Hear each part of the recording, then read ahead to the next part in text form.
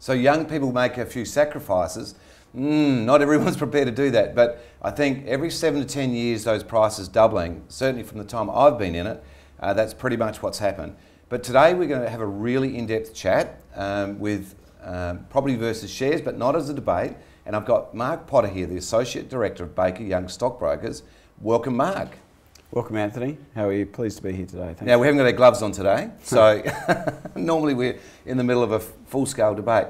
And Mark, I've asked you to come on because I personally would like to know what on earth is happening with the stock market. Yeah, for sure. It's extremely volatile times at the moment, that we've been going through.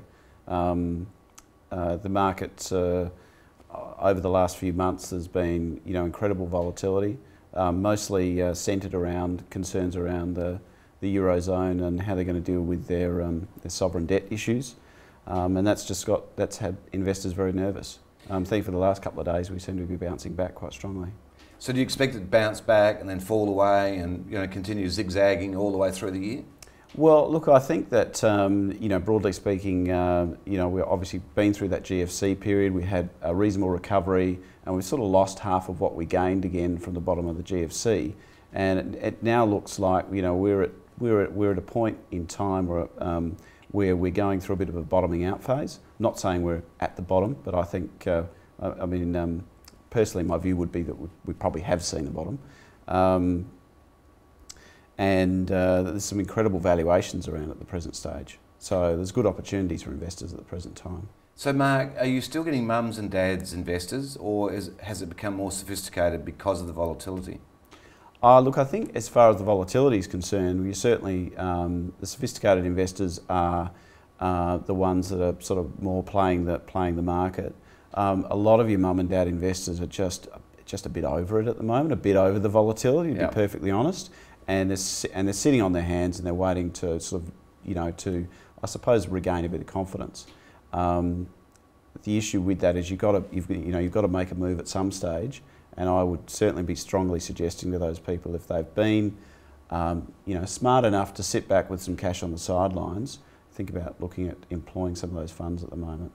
So, Mark, when someone rings you, presumably you have to have an opinion, or it's like if I rang you and said, Mark, I know nothing about the stock market, but I've got a few dollars, what should I do with it? What would you tell them? Right at the moment? Right now. Look, I'd say first question is always to sort of categorise and make sure it's for the right reasons, and you're comfortable with the level of risk that you might be taking, and just sort of tick those boxes first. But if it's cash that you've got lying around that you're not going to need for the next couple of years, and you are looking for investments, you should be acquiring good quality Australian stocks at the present time. Now, Mark, I'm going to test you, right? So here's a question, and I want you to answer this 100% truthfully. We're in the Potter household, sitting around a table, got some close friends that have arrived, and you're having a discussion with them, and they're looking to you as the guru, and they say, Mark, I've got a few dollars, would you buy a house at the moment, or should I put it into shares? And it's important to me that I don't lose the money. Well, look, 100% truthfully, well, it depends on how importantly, don't hedge around. No, but you can't invest today and thinking you're going to make money tomorrow. You've got to give it a little bit of time. But if you're prepared to buy diversified portfolio quality shares, I'll be banging the table for shares at the moment, absolutely. Right, okay. Yeah. Do you get asked that question? I'm not, Anthony, you're the first one to ask me that one for a little while, actually. I mean, should I buy an investment property or shares at the moment, I suppose is the question. And look, I think you probably should look at both. But look, valuations at the moment are extraordinarily low. They really are almost at a generational low at the present time. And the sorts of opportunities we're seeing at the present stage are, not the sorts of opportunities which you'd expect to see many times in your lifetime. So give me an example. Okay, let's rephrase the question. Mark, we're having dinner. I've got $15,000, Mark. It's important to me. I'm going to give it to you. Where would you put it? So if I was going to buy, say, one leading Australian share, I'd look at something like a national bank with a 7.5% fully franked yield on it at the moment. I might buy something like Rio Tinto, exposed to the resources side, which is trading at about 7 times earnings and about 4 times cash flow at the present stage with virtually no debt on the balance sheet. I might even look, if I wanted to take a bit more risk, I might even look at one of the bombed out retailers like a David Jones or Myers, you know, trading with dividend yields in excess of 10% and price to earnings ratios around 7 times earnings. So, you know, there's a plethora of opportunities out there at the present stage, yeah. Now, I could argue that property people at the moment have got some really good buying, generationally wonderful buying. Yeah.